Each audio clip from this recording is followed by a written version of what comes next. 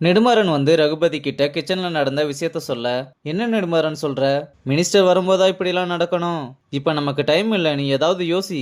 கண்டிப்பா சார், நான் என்ன பண்ணலாம்னு பாக்குறேன்னு சொல்றாரு. இதெல்லாம் எதுவுமே தெரியாம வெற்றி ஜாலியா உட்காந்து தூண்டில் போட்டு மீன் பிடிச்சுக்கிட்டு இருக்க. அப்ப ரம்யா வந்து கிச்சன்ல நடந்த எல்லா விஷயத்தையுமே சொல்லி, அங்க அவ்வளவு பெரிய சம்பவம் நடந்திருக்கு, நீ இங்க உட்காந்து மீன் பிடிச்சுக்கிட்டு இருக்க. ஏய், எனக்கு எப்படி தெரியும்? காலையில வந்ததுல இருந்து யாரும் எதுவும் சொல்லல. பாவம் நெடுமாறன் சார் தான் கிச்சனை கோவில் மாதிரி வச்சிருந்தாருன்னு வருத்தப்படுறான். அப்புறம் செஃப் எல்லாருமே வந்து கிச்சனை பார்க்க எல்லாமே தீஞ்சு போயிருக்கு. இத பார்த்து எல்லாருமே வருத்தப்படுறாங்க. ஆனா ஐசு மட்டும் அழுகவே ஆரம்பிக்க வேணி தான் அவளை சமாதானப்படுத்துறா.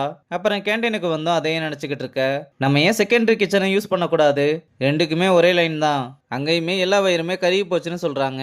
அப்ப பாண்டியும் வெற்றியும் வந்து சாப்பாடு வாங்கிக்கிட்டு இருக்கும்போது பாண்டி கிச்சன் டீமை கிண்டல் பண்ற மாதிரி பேசினதும் விக்கி கடுப்புல எந்திரிச்சு, வந்தமா டீ குடிச்சோமா போனோமான்னு இருக்கணும், இந்த டீ கடை எச்ச வேலையெல்லாம் அங்கேயோட வச்சுக்கணும்னு சொல்ல பாண்டி பதிலுக்கு கவுண்டர் கொடுக்கலாம்னு பார்த்தா வெற்றி அவனை தடுத்து கூப்பிட்டு வந்து, ஒருத்தவங்க கஷ்டத்துல இருக்கும்போது இப்படி எல்லாம் பேசக்கூடாதியா?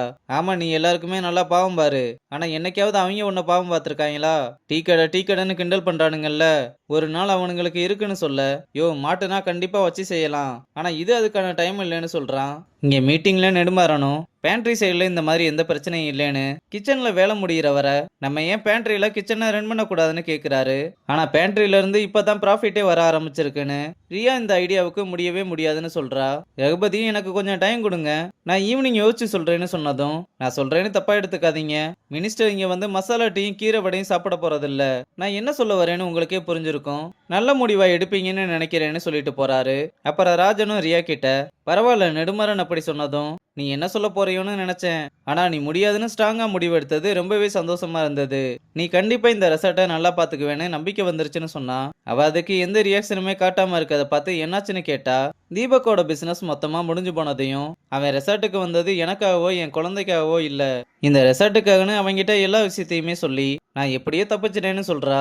ராஜனுமே அவகிட்ட சாரி கேட்டு, அவன் இப்படி உன்னை ஹேட் பண்ணுவான்னு தெரிஞ்சிருந்தா உள்ளவே விட்டுருக்க மாட்டேன், இதுக்கு முன்னாடி நீ பல பேரை நம்பி ஏமாந்து போயிருக்கலாம், ஆனா என்ன ஆனாலும் உன் நம்பிக்கையை உடைக்காத ஒருத்தனா எப்பவுமே உன் கூட இருப்பேன்னு சொன்னதும் அவளும் அவனுக்கு தேங்க்ஸ் சொல்லி அவ பண்ண ஹேண்ட் கிராஃப்டை எடுத்து டேபிள்ல வைக்கிறா. இங்க நெடுமாறன் கிச்சன் தீஞ்சு போனதுனால ரொம்ப டென்ஷனா இருப்பாருன்னு அவனுக்காக டீ போட்டு வந்து கொடுத்தா, டீ நல்லா சூடா இருக்கா? அதெல்லாம் கொதிக்க கொதிக்க இருக்கு சார், அப்ப அதை உன் மூஞ்சில ஊத்துனா எப்படி இருக்கும்னு தெரிஞ்சுக்கணுமான்னு கேட்டதும் அவனும் டீ எடுத்துட்டு கிளம்ப, இதெல்லாம் பாண்டி பார்த்துட்டு அவனை கூப்பிட்டு, உனக்கு எதுக்குடா தேவையில்லாத வேலை? யோ பாவம், மேன் அந்த ஆளுக்காக பார்த்து பார்த்து போட்டேன், போய் கொடுத்தா மூஞ்சில ஊத்திடுவேன்னு சொல்றாருன்னு கடுப்பாக, இன்னும் 2 வார்த்தை எக்ஸ்ட்ரா பேசியிருந்தா உன் வாயிலே ஊத்திருப்பாரு, போய் உன் வேலையை மட்டும் பாருடான்னு சொல்றான். அப்புறம் மீட்டிங்ல ரகுபதி, நான் நல்லா யோசிச்சு ஒரு முடிவுக்கு வந்திருக்கேன்னு, கிச்சன் ரெடி ஆகிற வர பேண்ட்ரிக்குள்ள ரெண்டுமே ரன் ஆக போகுதுன்னு பேண்ட்ரியை 2 சைடா பிரிச்சு பேண்ட்ரி ஒரு சைடும் கிச்சன் ஒரு சைடும் வேலை பார்க்கணும்னு சொன்னா. சார், இப்ப பேண்ட்ரி தேவையே இல்ல, அது எப்படி தேவையில்லாம போகும்னு ரியா பேச வர ரகுபதி அவங்க 2 பேரையுமே தடுத்து, இப்பதான் பேண்ட்ரி நல்ல ப்ராஃபிட்ல ரன் ஆகிக்கிட்டு இருக்கு, 4-5 நாள் தானே நினைச்சா கண்டிப்பா ஃபர்ஸ்ட்ல இருந்து ரன் பண்ற மாதிரி ஆயிரும்னு சொல்ல, நெடுமரனும் எனக்கு என் கிச்சன் ரன் ஆனா மட்டும் போதும்னு சொல்லிட்டு போறாரு. அப்புறம் ரியா வந்து இந்த விஷயத்த வெற்றியை கூப்பிட்டு சொல்ல, மேடம் பேண்ட்ரி ரொம்ப சின்னதாச்சே, 2 ஸ்டேஷனா போட்டு கொஞ்சம் மேனேஜ் பண்ணி வேலை பாருங்கன்னு சொல்லிட்டு போறா. இந்த பக்கம் ஜானு வந்து நம்ம பசங்க கிட்ட விஷயத்த சொன்னதும் எல்லாருமே இதை கேட்டு ஷாக் ஆயிட்டு, நாங்க எப்படி பேண்ட்ரியில சமைக்கிறதுன்னு கேட்டா, நம்ம கிட்ட இப்ப வேற வழி இல்ல, பேண்ட்ரி ரொம்ப சின்னதுனால செலக்டடான செஃப்ஸ் மட்டும் தான் அங்க போவீங்கன்னு சொல்றாரு. அப்ப நெடுமாறன் அங்க வந்து எல்லார்கிட்டையும், இப்ப நமக்கு வந்திருக்க பிரச்சனையை நான் ஒரு சேலஞ்சா தான் பாக்குறேன், ஏன்னா நான் உங்களை நம்புறேன்னு ஒரு மோட்டிவேஷனல் ஸ்பீச்சை கொடுத்து, இந்த 4 நாள் கிச்சனை வெற்றிகரமா நடத்த வேண்டிய பொறுப்பு உன்னோடதுன்னு ஐசுவ சொல்லிட்டு போறாரு. அப்புறம் எல்லாருமே பேண்ட்ரிக்கு திங்ஸ் எடுத்துட்டு வர நம்ம பசங்களும் வாங்கடா வாங்கன்னு செம்ம சீனா நின்னுகிட்டு இருக்கானுங்க. பாவம் விக்கியோட மூஞ்சில தான் ஈ ஆடுது. அப்ப நம்ம பசங்களும் அவங்கள நோக்கி மாசம் நடந்து வரதோட இந்த எபிசோட முடிச்சிருக்காங்க.